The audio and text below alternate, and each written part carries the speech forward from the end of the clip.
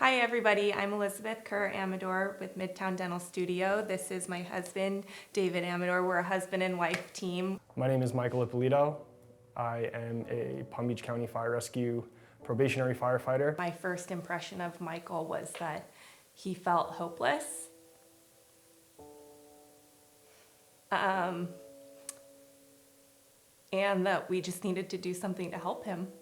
The first day he came in, I remember one of the reasons she was crying was because he had been living for 2 years being told no, no, no, and his teeth were grounded down where the nerves were exposed. He had 12 teeth with nerves exposed. So my impression when I first came into the practice was very overwhelming.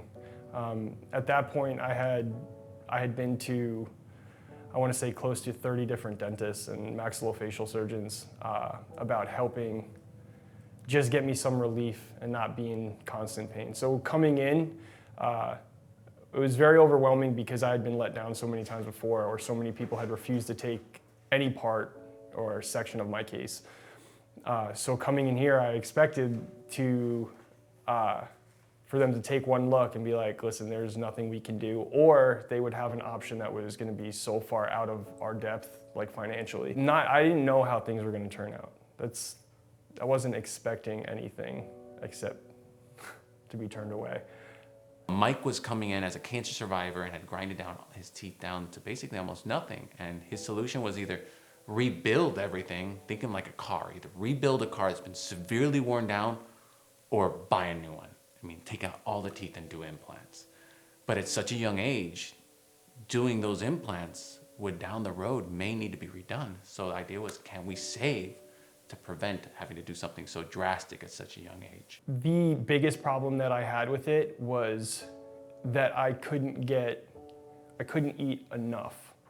So it's not like I could swallow the pieces if they were like too big. I would stick to foods that I could chew appropriately because I tried to eat calorie-rich foods or supplement with shakes, and until a point where it was like that was primarily what it was. Because as soon as I would chew and it would hit and I would be like, I wouldn't be hungry anymore. I'd put it off to the side.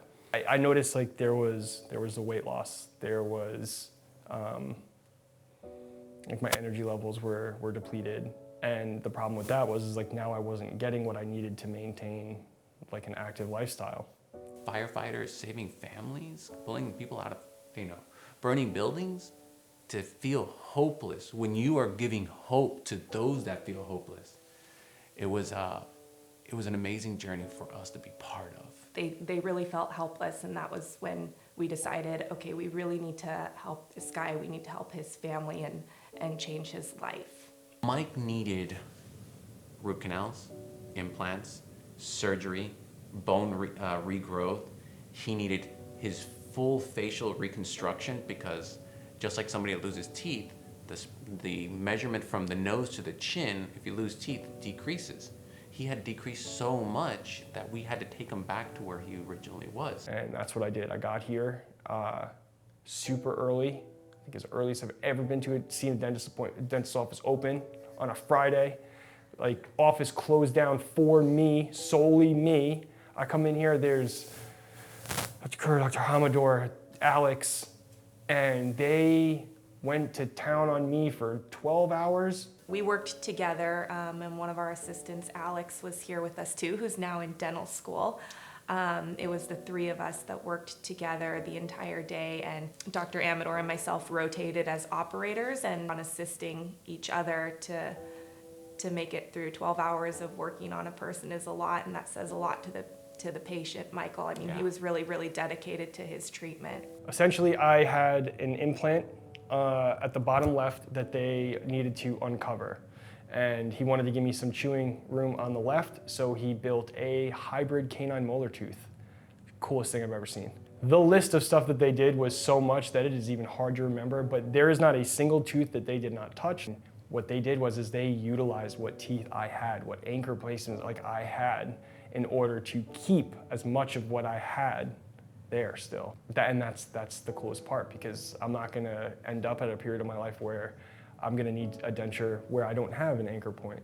Yeah, I think that's part of the digital planning process, is capturing all of the data before we even touch our patients. That way we know that we're looking at the end game, not just looking at that moment or the one tooth that's breaking down or the one tooth that's causing pain, but really stepping back and looking at the full picture. And so when people were telling me they can't help me and 20 different people gave me 20 different approaches on how they were going to do things, I looked at them as if they weren't educated. They don't know what they're talking about. All of these people can't come to a point onto what I need to have done. The only time anything ever made sense is when I walked in here and they said, this is why we have to do it. Dr. Kerr and Dr. Amador, when they sat me down, all they had to do was listen to me and they laid everything out. Not only was his physical health suffering because of the condition of his mouth, but his mental health was also suffering. Mm-hmm. So there was so much emotion tied to this case, to Michael and his story. They are different breed of person.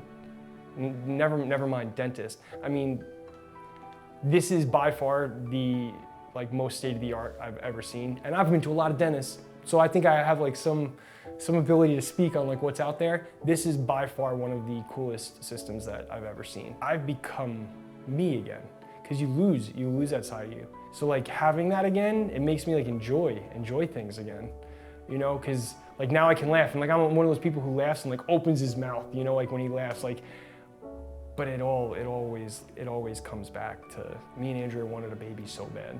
We're gonna have a boy, and you can't help but wanna be their superhero, wanna be their everything, and I couldn't even chew food, so that bothered me. It's I'm not gonna be able to truly enjoy this. And I told Dr. Amador that, and I told Dr. Kerr, I was like, how do I get that back? I told him that on day one. How do I truly enjoy this? They saved the day. They stepped in. There's not anywhere like here. So there's not anyone like them.